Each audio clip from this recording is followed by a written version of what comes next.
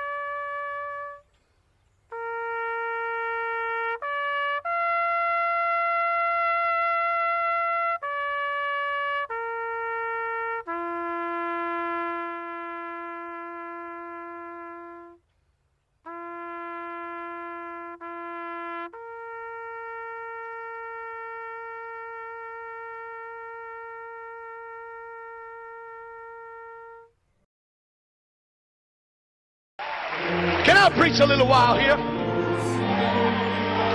Are you hearing me? Any crazy nation can declare war. It don't cost nothing. But now to win it. All right. Didn't cost much for us to declare war sitting back in America, but Normandy was bloody.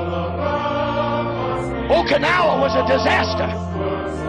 It'll cost you something the closer you get to a fulfilled dream.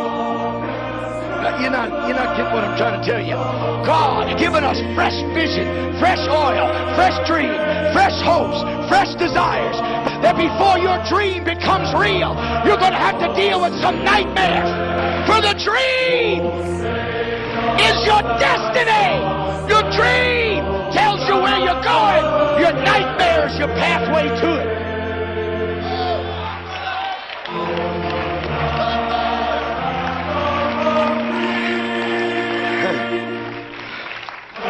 We are so dumb. You can see that. We are so dumb when we waste our pain.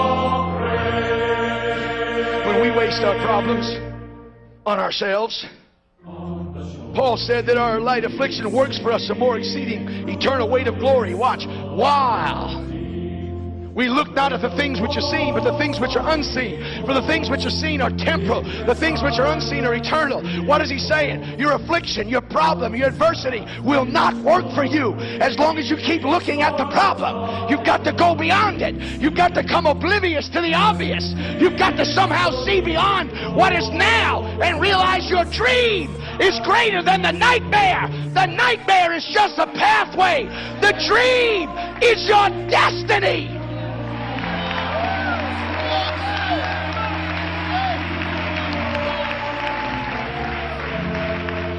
I'm not this smart, Doc. God gave this to me in the motel. I'm not this smart. He's got to give it to me on this little piece of paper. He talked to me today. He said, tell the people the purpose of the dream is twofold. Give you a sense of destiny and inspire you to reach for it. Then tell the people that the nightmare is threefold. Self-discovery, God-discovery, and shut hell's mouth.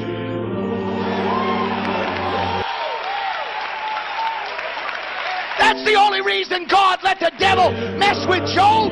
It wasn't to mess up Job or mess over Job or kind of cause a great story to be told. Was that so when it was finished, Job would shut hell's mouth? Why don't you use your nightmare to shut hell's mouth? I'll bless the Lord at all times. His praise shall continually be in my mouth.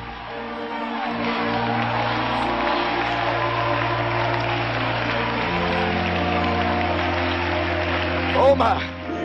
Oh my.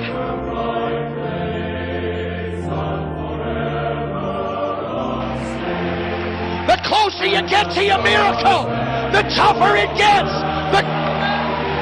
The closer you get to your dream, the more pressure is on you.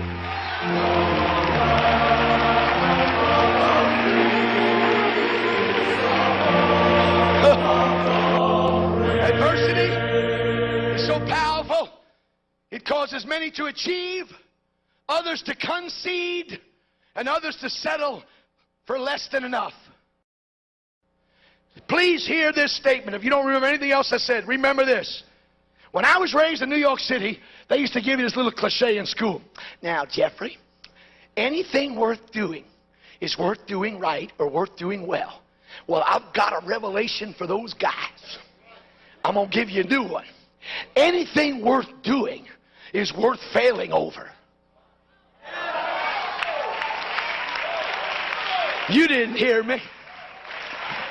You don't want to give your life to something that if you fail doing it, you're a total disaster. If you want to give yourself to Christ-likeness and holy living, that's worth failing over because it's a worthy goal. It's a precious dream. If you want to give yourself to revival, that's worth failing over.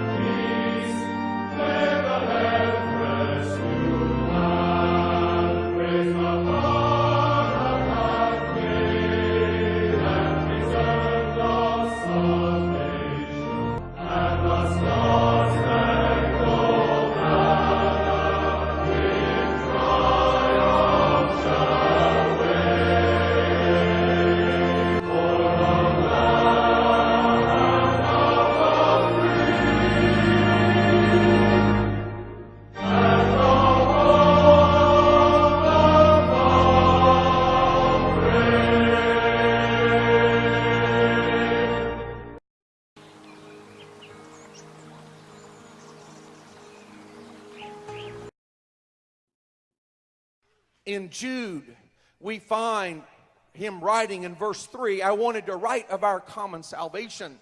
But he said, I realized it was necessary for me to write to you of the faith which was once delivered to the saints. It's very specific in Greek. It was delivered once for all. We do not have an evolving gospel that needs to be updated with the latest theories of psychology and sociology and legality. But we have the faith which once for all was delivered to the saints. It saved people in the first century. It saves people in the 21st century.